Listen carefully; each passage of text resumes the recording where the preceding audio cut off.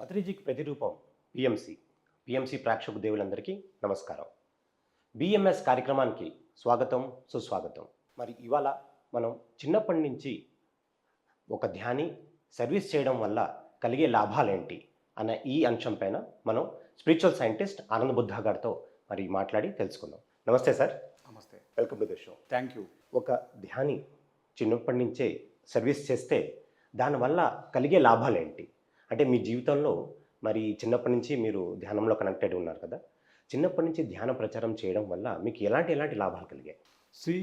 Service అన్నది యాక్చువల్గా మనం అనుకుంటాము ఒకానొక స్థితిలో పక్క వాళ్ళకు మనం సర్వీస్ చేస్తున్నామని. ఎస్. ఎదుటి వ్యక్తికి మనం చేయగలిగిన సర్వీస్ మనం చేస్తున్నాము అని అనుకుంటాం, సహాయపడుతున్నామని అనుకుంటాం.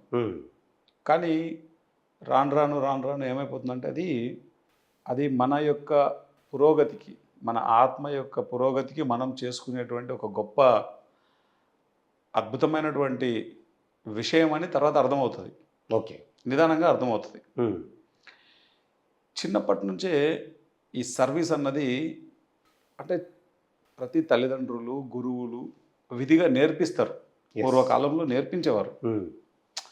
ఎదుటి వ్యక్తులకు సహాయపడము అది ఏ రకంగా వీలైతే ఆ రకంగా. ఇప్పుడు పెద్దవాళ్ళు ఉంటారు, పెద్దవాళ్ళకి ఏదైనా సపోర్ట్ కావాలన్నప్పుడు వాళ్ళకి చేయూతనివ్వడం. ఓకే. అండ్ ఏ సపోర్ట్ అయినా ఫిజికల్గా కావచ్చు, మెంటల్గా కావచ్చు, ఎమోషనల్గా కావచ్చు, స్పిరిచువల్గా కావచ్చు. ఇప్పుడు ఒక గురువు ఏం చేస్తాడు, తాను నేర్చుకున్న విద్యలను నేర్పిస్తుంటాడు. ఇంకా అద్భుతంగా నేర్చుకోవాలి నా విద్యార్థులు అని చెప్పేసి. అంటే ఏ రంగంలోకి ఆ రంగంలో, ఏ విషయాలలోకైనా సరే. అయితే అన్నింటికన్నా ముఖ్యమైనది ఏంటంటే ఈ సర్వీస్. ఎవరు ఏ రంగంలో ఉన్నా ఈ సర్వీస్ చేయడం అనేది చక్కగా నేర్పిస్తారు చిన్నప్పటి నుంచే. కానీ ఈ కాలంలో అది లేదు. ముఖ్యంగా ఈ కాలంలో అది లేదు. చిన్నప్పటి నుంచే పిల్లల్ని బడికి పంపించడం. ఓకే, నువ్వు ఒక మంచి ర్యాంకర్గా నువ్వు నీ లైఫ్ అద్భుతంగా చదువుకుంటూ రావాలి. చదువు, మార్కులు, ర్యాంకులు. ఈ కాలంలో గురువులు కానీ తల్లిదండ్రులు కానీ పిల్లలకు నేర్పిస్తున్న విషయాలు ఇవి. ఈ సర్వీస్ అనేది ఒకప్పుడు ఉన్నట్లు ఇప్పుడు నేర్పించట్లేదు. నాన్న, నువ్వు చేయగలిగినంతలో ఈ సర్వీస్ చేయాలి, ఇది ఇంపార్టెంట్, దీనివల్ల నీ యొక్క ఆత్మ ఎంతో ఎదుగుతుంది అన్నది ఈ కాలంలో నేర్పించట్లేదు. ఎందుకని? కాలానికి అనుగుణంగా వచ్చిన మార్పులు కావచ్చు, కాలానికి అనుగుణంగా వచ్చినటువంటి కాంపిటీషన్ కావచ్చు. ఓకే, రకరకాల విషయాలు. నీకు చేస్తే నాకేం వస్తుందని కావచ్చు. ప్రతి ఒక్కళ్ళు ఇప్పుడు ఏమైపోయారు, నీకు ఏదైనా హెల్ప్ చేస్తే నాకేం వస్తుంది, నీకు నాకు అనేటువంటి ధోరణిలో ఉంది ప్రపంచం. ఇదంతా మనది, మనము. ఓకే, ఒక సమిష్టిగా మనం ఏదైనా ఉండాలి, ఏదైనా చెయ్యాలి అన్నది లోపించింది. ప్రకటనలు మీవి, ప్రచారాలు మావి, జీవితంలోని వెలుగులందరివి. పిఎంసి తెలుగు ఛానల్లో మీ యాడ్స్ కోసం సంప్రదించవలసిన ఫోన్ నంబర్స్. నేను అబ్జర్వ్ చేసాను ఏంటంటే, గ్రామీణంలో ఉన్నప్పుడు అంటే ఒక విలేజ్లో ఉంటే కనుక ఒకరినొకరు హెల్ప్ చేయాలనే భావన ఎక్కువ ఉంటుంది. కానీ మనం పట్టణంలో వస్తే కనుక ఆ భావన చాలా తగ్గిపోతుంది. అంటే ఎవరు తిన్న వాళ్ళు ఉంటారు. ఇది నేను పర్సనల్గా అబ్జర్వ్ చేశాను. మీరు కూడా ఇలాంటి అనుభవాలు ఏమైనా ఉన్నాయా? అంటే ఒక విలేజ్ లైఫ్కి తర్వాత ఒక టౌన్లో ఉన్న లైఫ్కి ఈ సేవ అన్న దృక్పథంలో మార్పులు మీరైనా అబ్జర్వ్ చేశారంటారా? గ్రామీణమైన పట్టణమైన పెద్ద తేడా ఏమి ఉండదు. మనం అనుకుంటాం అంతే. ఇప్పుడు మనం నేర్చుకునే దాన్ని బట్టి ఉంటుంది. ఇప్పుడు పట్టణాలలో ఉండేవాళ్ళు ఎంతో సర్వీస్ చేస్తున్నారు యాక్చువల్గా.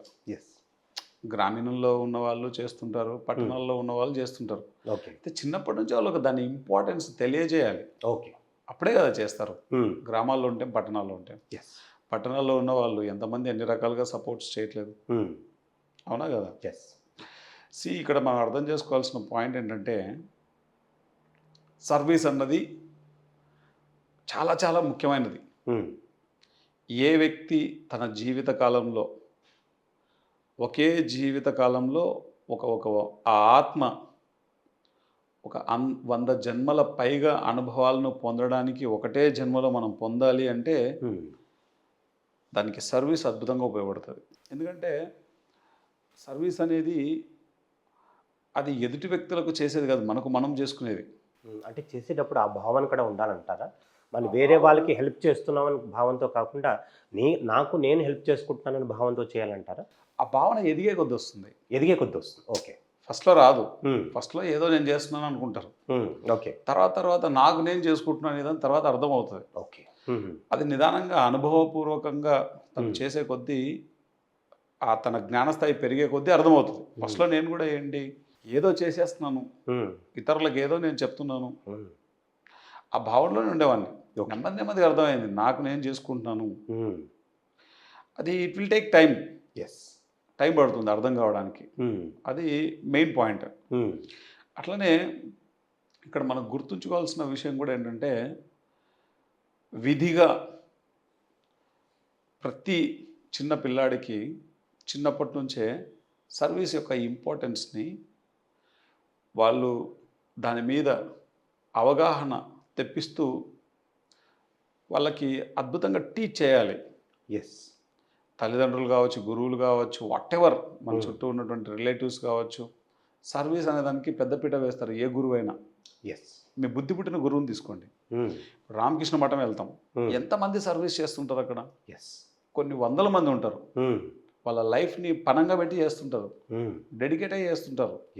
ఇప్పుడు మదర్ తెరీసా ఫౌండేషన్ ఉంది, ఎన్ని వందల మంది, వేల మంది వాళ్ళ ఎంటైర్ లైఫ్ని సాక్రిఫైస్ చేసి సర్వీస్ చేస్తుంటారు. ఓకే, సర్వీస్లో ఒక అల్టిమేట్ తృప్తి ఉంటుంది. ఓకే, ఆ సాటిస్ఫాక్షన్ చాలా అద్భుతంగా ఉంటుంది.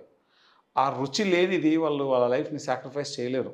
ఇప్పుడు మనం ఏదైనా ఒక పని చేస్తుంటే ఆ పనిలో తృప్తి లేకపోతే మనం చేయలేం, దాంట్లో టేస్ట్ లేకపోతే మనం చేయలేం. ఎన్నాళ్ళని చేస్తాం, బోర్ కొడుతుంది. ఒక్క సర్వీస్ మాత్రమే భూమండలం మీద బోర్ కొట్టదు, చేసే కొద్దిగా చేయాలనిపిస్తుంటుంది.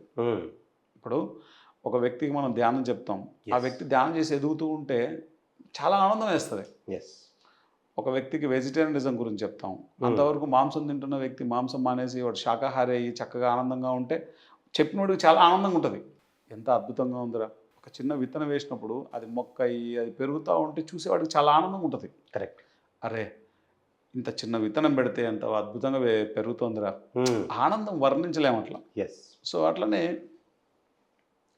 ఈ యొక్క సాటిస్ఫాక్షన్ అనేది 100% మనకు వచ్చేది ఒక్క సర్వీస్లోనే. అండ్ ఫోర్మోస్ట్ పాయింట్ ఏంటి, కొన్ని జన్మల్ని ఒకటే జన్మలో దాటేస్తుంది. ఓకే, ఉదాహరణకు జంషెడ్జీ టాటా ఉన్నారు, దాని తర్వాత రతన్ టాటా గారు ఉన్నారు. వీళ్ళందరూ వాళ్ళకు వచ్చినటువంటి మొత్తం ప్రాఫిట్లో, వాళ్ళ ఇన్కంలో దాదాపు అమౌంట్ అంతా ఇండియాలో ఉండేటువంటి అనేక ఆర్గనైజేషన్లకు అన్నిటికీ డబ్బులు ఇస్తారు వాళ్ళు. ఓకే, నిజానికి రిలయన్స్ కన్నా చాలా అద్భుతమైనటువంటి వ్యవస్థ టాటాది.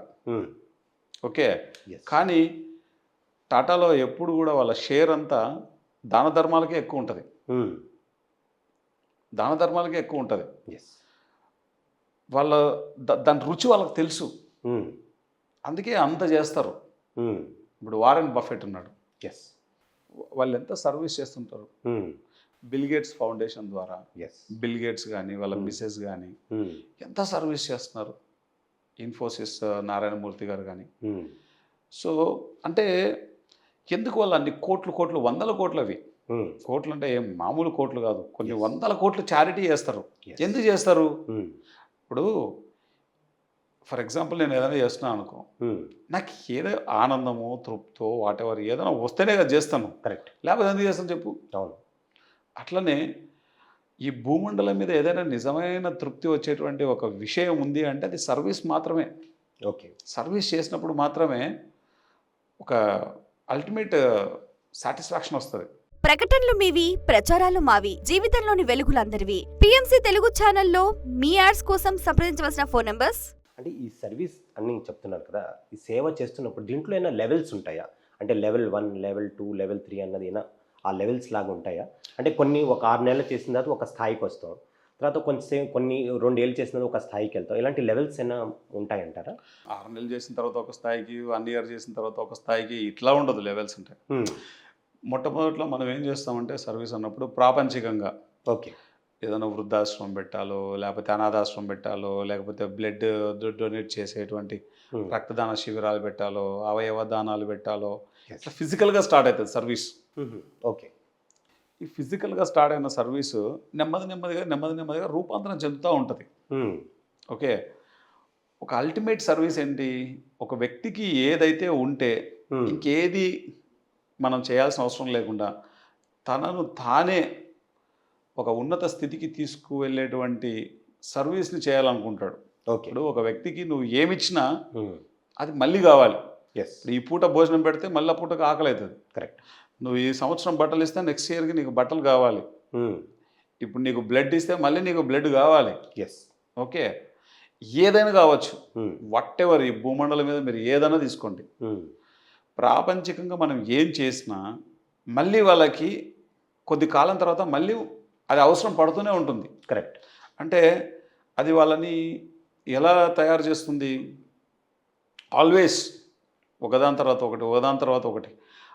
ఆ మనిషికి జ్ఞానం అన్నది తెలియకపోతే ఈ భూమండలం మీద ఒక అడుక్కునేవాడిలాగా జీవించాల్సి వస్తుంది. ఒక లైక్ ఏ బెగ్గర్, ఒక బెగ్గర్లాగా ఉంటుంది జీవితం. అదే జ్ఞానం ఉందనుకో, తనకి ఏం కావాలో తనే సృష్టి చేసుకుంటాడు. తనకి ఏం కావాలో తనే క్రియేట్ చేసుకుంటాడు. అంత గొప్పది ఈ జ్ఞానం. జ్ఞానం అంటూ ఉంటే అతను ఎవరి మీద డిపెండ్ అవ్వడు, తన మీదే తాను డిపెండ్ అవుతాడు. తన యొక్క జ్ఞానంతో తనకు కావాల్సినవన్నీ సృష్టించుకుంటాడు. అంటే మనకి ఎంత ఇది ఉన్నప్పటికీ కూడా ఇప్పటికీ చూస్తుంటారు, చాలామందికి గొప్ప వాళ్ళు ఉంటారు, అన్ని రకాలు ఉంటారు, కానీ వాళ్ళు ఎప్పుడూ ఏదో ఒకటి వేరే వాళ్ళ దగ్గర నుంచి అర్థిస్తూ ఉంటారు. మరి అలాంటి గుణం మరి మంచిదంటారా కాదంటారా? ఏ ఆత్మ ఏం నేర్చుకోవాలో అదే నేర్చుకుంటుంది. ఏ ఆత్మ ఏం నేర్చుకోవాలో అదే నేర్చుకుంటుంది. ఓకే. ఈ జన్మలో ఈ అర్థించడం అనేది ప్రాక్టీస్ చేద్దామని వచ్చింటాడు. తనకు అర్థమైంది అనుకో, తన ఫ్రీ విల్తో ఒక్క క్షణంలో మారిపోవచ్చు దాన్ని. ఓకే. అవగాహన చేసుకుంటేనేమో ఒక క్షణంలో మారిపోవచ్చు. ఇదే విషయాన్ని అవగాహన చేసుకోకపోతే ఈ జన్మ అంతా కూడా పట్టచ్చు, లేదా నెక్స్ట్ జన్మ కూడా పట్టచ్చు. మన డీపర్ అండర్స్టాండింగ్ మీద ఉంటుంది అంతా. ఎన్నో విషయాలు ఉన్నాయి. ఇప్పుడు నా జీవితంలో జరిగిన ఎన్నో విషయాలు ఉన్నాయి. ఉదాహరణకు ఇప్పుడు చిన్నప్పటి నుంచి ఈ సర్వీస్ అనేటువంటిది నా లైఫ్లో చాలా ప్రాధాన్యత సంతరించుకుంది. ఎప్పుడు నేను దానికి ఎక్కువ ఇంపార్టెన్స్ ఇచ్చేవాడిని. ప్రకటనలు మీవి, ప్రచారాలు మావి, జీవితంలోని వెలుగులందరివి. పిఎంసి తెలుగు ఛానల్లో మీ యాడ్స్ కోసం సంప్రదించవలసిన ఫోన్ నంబర్స్. 2003లో మీరు ధ్యాన గ్రామీణం, తర్వాత ధ్యాన రాయలసీమ అన్న ప్రాజెక్ట్ చేపట్టారు కదా. సో ఆ చేపట్టిన ఆ ప్రాజెక్ట్ నుంచి కొన్ని అనుభవాలు మాతో షేర్ చేసుకుంటారు. ఇప్పుడు దానికి ముందు కూడా చాలా సర్వీస్ చేసాం. శాకాహార ర్యాలీలు అయితేమి, పల్లెటూర్లోకి వెళ్ళి ధ్యానం గురించి చెప్పడం అయితేనేమి, పిరమిడ్స్ యొక్క అవగాహన కల్పించడం అయితేనేమి, స్కూళ్ళల్లో వెళ్ళి ధ్యానం చెప్పడం ఏమి, కాలేజీలకు వెళ్ళి ధ్యానం చెప్పడం ఏమి, ఇవన్నీ చేశాను నేను. సో చిన్నప్పటి నుంచే పత్రి సార్ సేవ అనేది ఎంత ఇంపార్టెంట్ చెప్తూ వచ్చారు ఆయన. చెప్పడం వల్లే నేను టర్న్ అయ్యాను. అదర్వైజ్ నాకు తెలియదు కదా జ్ఞానం. ఒకసారి ఏమైంది, 2003 సంవత్సరంలో అనుకుంటా, 2002-2003 ఆ ప్రాంతంలో 100 రోజులు ధ్యాన ప్రచారం పెట్టారు. ఉరవకొండ వెంకటేశ్వర్లు మాస్టర్ అండ్ రంగనాథ్ రెడ్డి గారు, తాడిపత్రి రంగనాథ్ రెడ్డి గారు. ఓకే.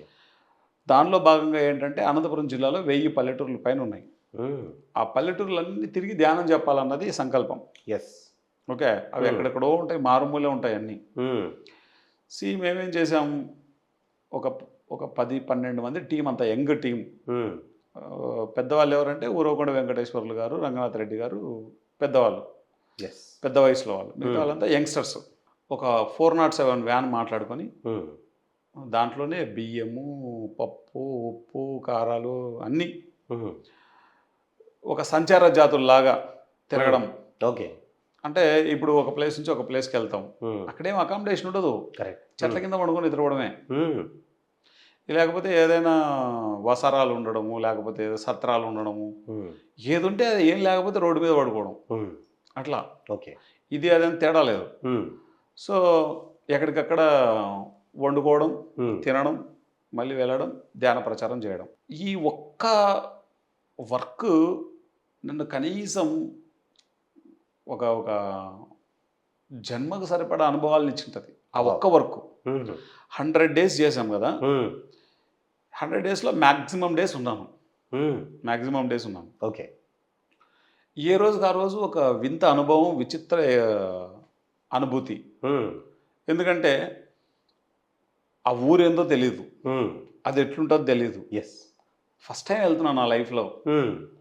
ఆ మనుషులు ఎవరో తెలియదు, వాళ్ళ మనస్తత్వాలు ఏంటో తెలియదు. పోతాం, వాళ్ళతో మాట్లాడతాం, వాళ్ళకి మెడిటేషన్ గురించి చెప్తాం. కొంతమంది వింటారు, కొంతమంది వినరు, కొంతమంది పాజిటివ్గా మాట్లాడతారు, కొంతమంది నెగిటివ్గా మాట్లాడతారు, కొంతమంది అగెనెస్ట్గా ఉంటారు. రకరకాల విషయాలన్నీ నేర్చుకున్నాం అక్కడ. ఈరోజు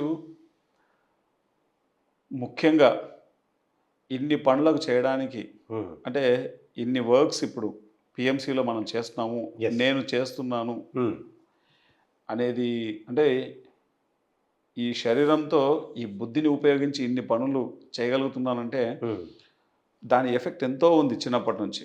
దాని ప్రోద్బలం ఈ సేవ చేయడం ద్వారా మీకు కలిగిందని చెప్పుకోవచ్చు. యా. ఎస్. అది చిన్నప్పటి నుంచే ఉండడం వల్ల ఏమైంది, ఫస్ట్ ఆఫ్ ఆల్ దాని రుచి తెలుసు నాకు. ఎస్. ఒకటి. రెండు, ఎన్నో కార్యక్రమాలు చిన్నప్పటి నుంచి చేసుకుంటూ వస్తున్నాం. ఎస్. 13-14 సంవత్సరాల నుంచి. కానీ మెయిన్గా ఈ వర్క్ 2003లో వర్క్ మాత్రం చాలా పెద్ద వర్క్ ఇది. ఎస్. 100 days ఏకదాటిగా, చిన్న విషయం కాదు కదా. ఎస్. ఇక్కడ ఏమైందంటే ఏ రోజుకి ఆ రోజు కొత్త ఛాలెంజ్ ఉంటుంది. అంటే సాహసం అన్నది నేర్చుకున్నాం. ప్రతిరోజు ఒక ఛాలెంజే అది. ఎస్. తర్వాత ఒక చోట ఫుడ్ బాగుంటుంది, ఒక చోట ఫుడ్ బాగుండదు. అడ్జస్ట్మెంట్ నేర్చుకున్నాం. కొన్ని చోట్ల పోతే దేవుడిలాగా మమ్మల్ని ఒక నిజంగా ఒక దేవత, దేవుడు వస్తే ఎలా ఆదరిస్తారో అలా ఆదరిస్తారు. కొన్ని చోట్ల పోతే అమ్మన బూతులు తిడతారు. ఈ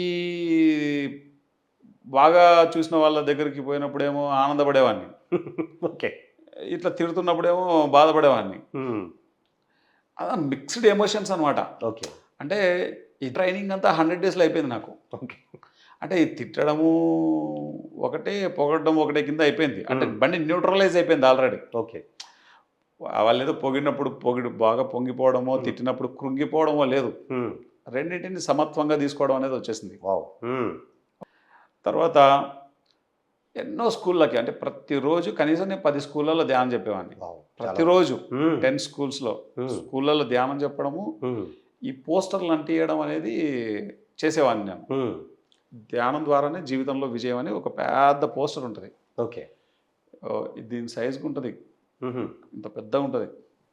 ఆ పోస్టర్ అతికేయాలంటే సరి వేయాలి, బ్యాక్ సైడ్ సరి వేసి అంటించాలి గోడకు. ఆ సరి వేయాలంటే స్మెల్ వస్తుంటుంది, ఎవరు తీసుకోరు దాన్ని. సరే నేను తీసుకుంటాను, నేను చేసేవాడిని. మనకేం ప్రతిదీ దేవుడే, పని అంటేనే దేవుడు మనకు.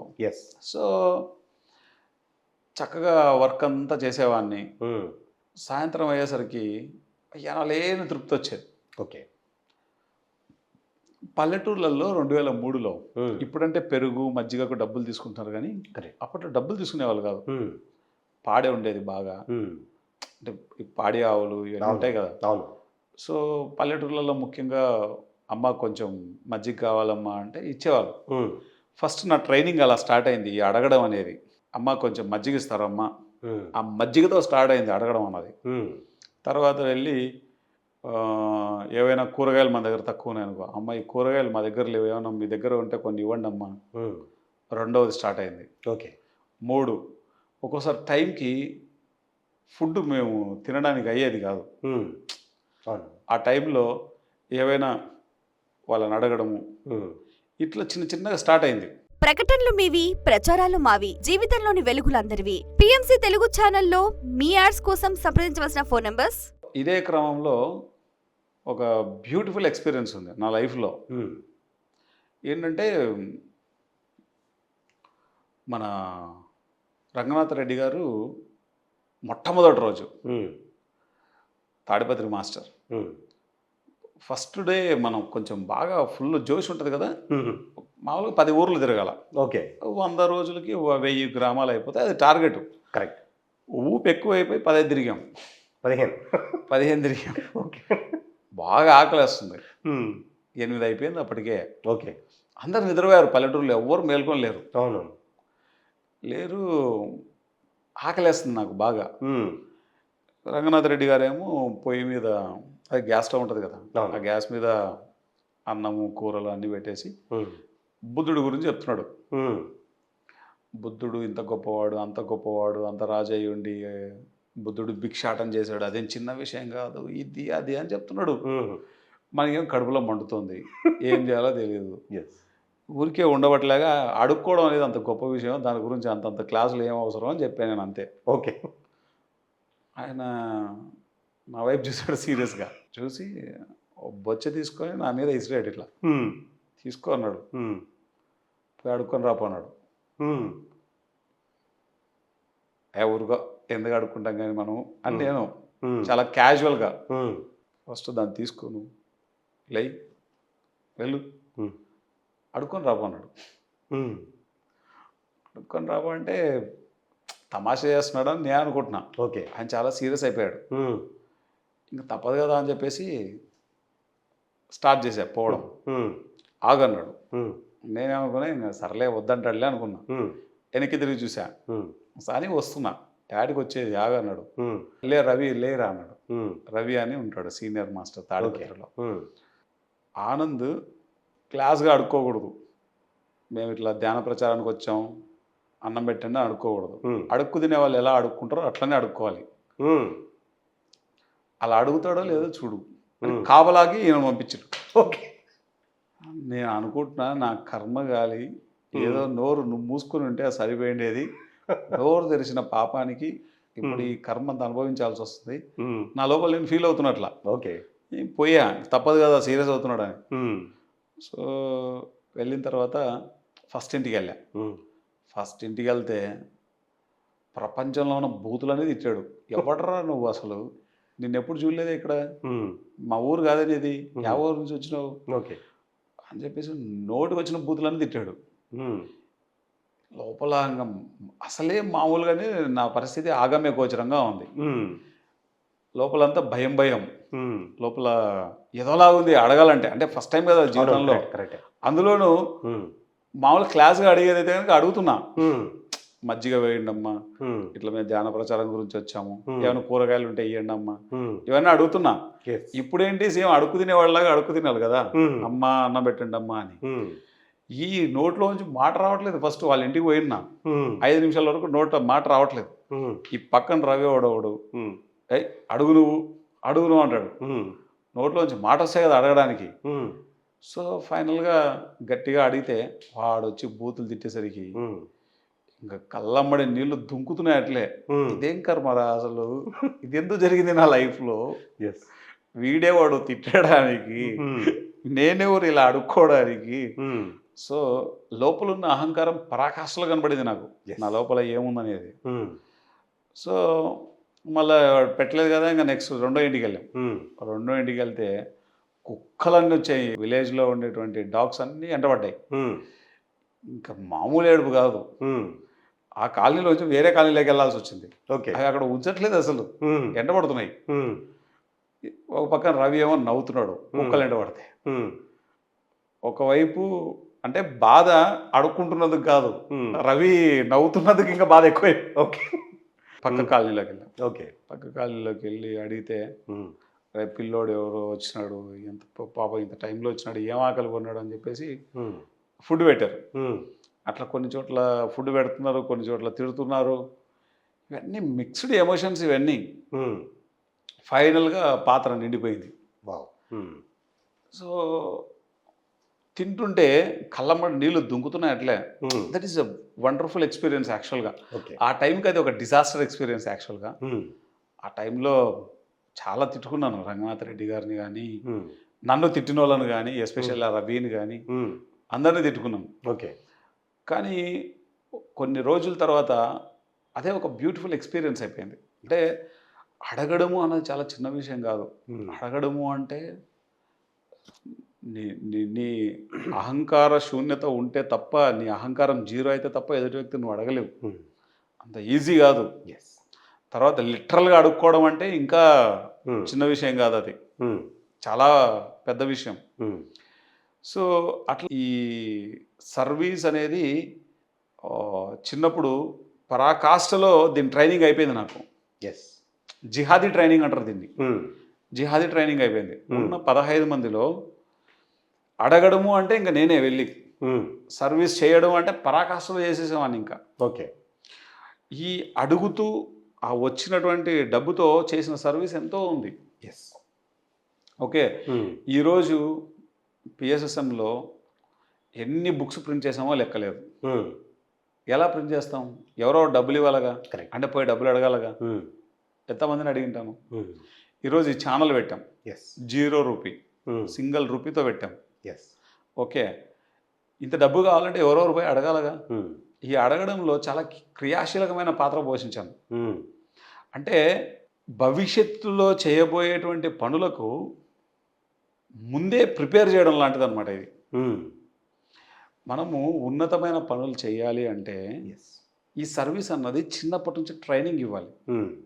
నాకు కనుక ట్రైనింగ్ లేకపోయిందంటే నేను రూపాయి కూడా ఎవరిని అడగను కదా. కరెక్ట్. అడగలేను. చాలామంది నోరు తెరిచి అడగాలంటే పొరపాటును కూడా అడగరు. ఎందుకంటే వాళ్ళ ఈగో ఒప్పుకోదు. అంత ఈజీ కాదు. తర్వాత సర్వీస్ చేయాలంటే కూడా అంత ఈజీ కాదు. అహంకారం పతాక స్థాయిలో ఉంటుంది. తొక్కలో వాడికి నేనేందుకు చెప్పాలనుకుంటాం మనం.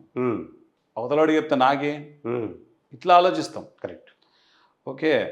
సర్వీస్ చేయడం ద్వారా ఏమవుతుందంటే మన మనస్సు ఒక లోయర్ స్టేట్ నుంచి హయ్యర్ స్టేట్కి వెళ్తుంది. ఎస్. లోయర్ స్టేట్ మైండ్ ఎప్పుడు కూడా ఒక నెగిటివ్ వేలో ఉంటుంది. హయ్యర్ స్టేట్ మైండ్ ఎప్పుడు కూడా ఒక మిరాకులస్గా ఉంటుంది. ఎస్. ఈ సర్వీస్ చేసే వాళ్ళకు ధ్యానం కూడా అద్భుతంగా కుదురుతుంది. చాలామంది అడుగుతుంటారు, ఓకే, ధ్యానం మాకు కుదరట్లేదు, ధ్యానం మాకు కుదరట్లేదు అని చాలామంది అడుగుతుంటారు. నువ్వు సర్వీస్ చేయడం మొదలు పెడితే ధ్యానం వద్దంటే కుదురుతుంది. ఎస్. దాని ఎనర్జీ మారిపోతుంది. అసలు నీ నీ థాట్ ప్యాటర్న్ మారిపోతుంది, నీ బిలీఫ్ సిస్టమ్ మారిపోతుంది, నీ ఎమోషన్స్ అన్నీ ఒక హయ్యర్ ఎమోషన్స్ కనెక్ట్ అవుతావు. లోయర్ ఎమోషన్స్కి కనెక్ట్ అవ్వం మనం. ఎస్. ఒక ఆ హయ్యర్ వైబ్రేషన్కి కనెక్ట్ అవుతాం, హయ్యర్ ఎనర్జీకి కనెక్ట్ అవుతాం, హయ్యర్ ఫ్రీక్వెన్సీకి ట్యూన్ అవుతాం. ఈ ఎంటైర్ యూనివర్స్లో ఎన్నో రకాల థాట్స్ ఉంటాయి. ఈ భూమండలం అంతా ప్రతిదీ థాటే కదా. ఆ గాల్లో తిరుగుతూ ఉంటాయి థాట్స్. ఎస్. నువ్వు ఏ ఫ్రీక్వెన్సీలో ఉంటావో ఆ ఫ్రీక్వెన్సీ రిలేటెడ్ థాట్స్కి కనెక్ట్ అవుతూ ఉంటావు. కానీ సర్వీస్ చేసినప్పుడు ఏమవుతుందంటే హయ్యర్ ఫ్రీక్వెన్సీ, హయ్యర్ ఎనర్జీకి మనం కనెక్ట్ అవుతాం. ఎస్. సో చిన్నప్పటి నుంచి దీన్ని ట్రైనింగ్ ఇవ్వాలి. సర్వీస్ అనేది చిన్నప్పటి నుంచి ట్రైనింగ్ ఇవ్వాలి. ఎప్పుడో కాదు, అదేదో పెద్ద అయిన తర్వాత కాదు మనం చేయాల్సింది.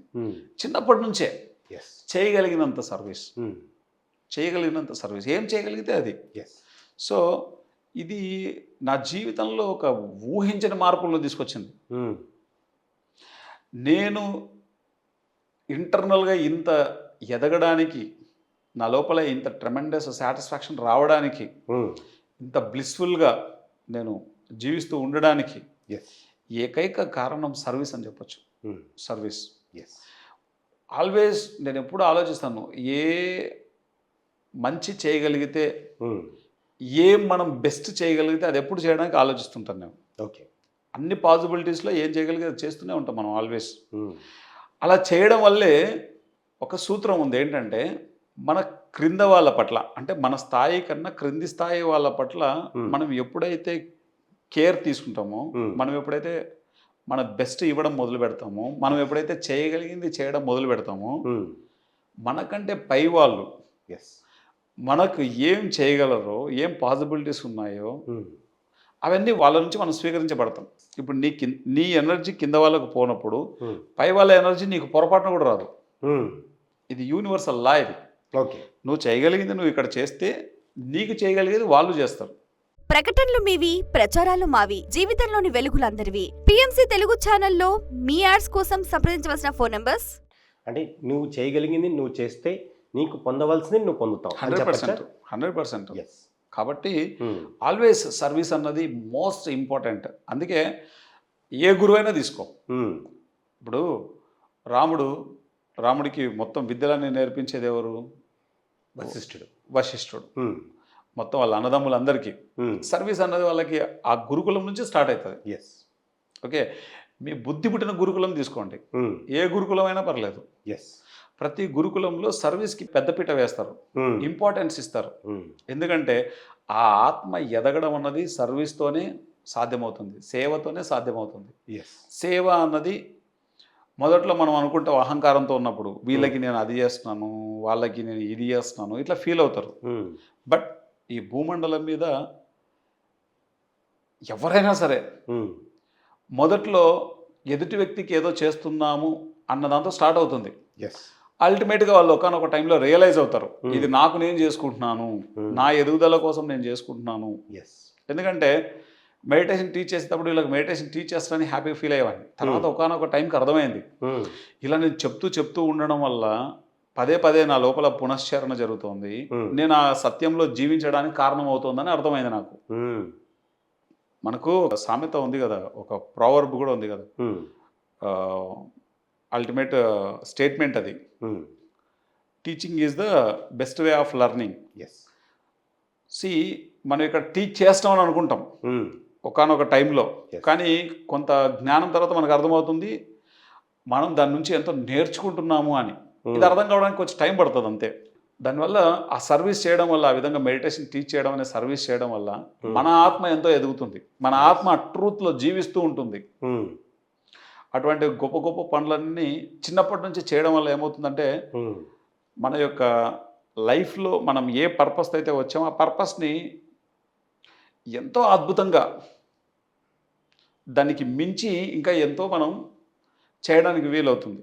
మన ఆత్మ పురోగతికి ఎన్నో అద్భుతమైనటువంటి వర్క్స్ చేయడానికి కారణమవుతుంది. అందుకే చిన్నప్పటి నుంచే ఈ సర్వీస్ అన్నది విధిగా అలవాటు చేయాలి. ప్రతి తల్లిదండ్రులు, ప్రతి గురువులు, బంధువులు ఎవరైనా సరే సర్వీస్కి ఎప్పుడు పెద్దపీట వేయాలి. సర్వీస్ అన్నది చిన్నప్పటి నుంచి ఏ పిల్లాడికైనా ఏ అమ్మాయికైనా అలవాటు చేస్తే వాళ్ళు తమ జీవితంలో అంతులేని ఆనందాన్ని పొందుతారు, ఆత్మ సంతృప్తి ఉంటుంది, అండ్ వాళ్ళ పర్పస్ ఆఫ్ లైఫ్కి ఈజీగా కనెక్ట్ అవుతారు, దాన్ని చక్కగా చేసేస్తారు. ఎప్పుడు ఒక హయ్యర్ ఎనర్జీలోనే ఉంటారు వాళ్ళు, లోయర్ ఎనర్జీలో ఉండదు. ఈ అన్ని బెనిఫిట్స్ ఒక సర్వీస్తో వస్తుంది, సేవ అనే దాంతో వస్తుంది. కాబట్టి సేవకి ఇప్పుడు అగ్రతాంబూలం ఇవ్వాలి. ప్రతి వాళ్ళు తమ పిల్లలకు విధిగా ఖచ్చితంగా సర్వీస్ గురించి చెప్పాలి. ఎస్ ఆనంద్ గారు, ఎంతో అద్భుతంగా ఈ సేవ అన్న ఈ ఒక టాపిక్ పైన మీరు ఎంతో అద్భుతంగా చెప్పారు. అలాగే మీరు చిన్నప్పుడు 2003లో ధ్యాన గ్రామీణ ప్రాజెక్ట్ చేసినప్పుడు, ధ్యాన రాయలసీమలో అప్పుడు అన్ని ఊరికి వెళ్ళి మీ ఒక అనుభవాల గురించి చాలా అద్భుతంగా చెప్పారు. మరి చాలామందికి ఈ సేవ అన్న దాని గురించి తెలుసుకోవాలనుకున్న వాళ్ళకి మరి ఈ మనం చేస్తున్న ఎపిసోడ్ చాలా ఎంతో దోహదపడుతుంది. ఇంత జ్ఞానం వచ్చినందుకు మీకు ఎంత కృతజ్ఞతలు. Thank you sir. Thank you very much. So ఇదండి ఇవాల్టి బిఎంఎస్ ఎపిసోడ్ సేవ పైన. ఇంకొక ఎపిసోడ్లో మళ్ళీ కలుసుకుందాం. అంతవరకు సెలవు.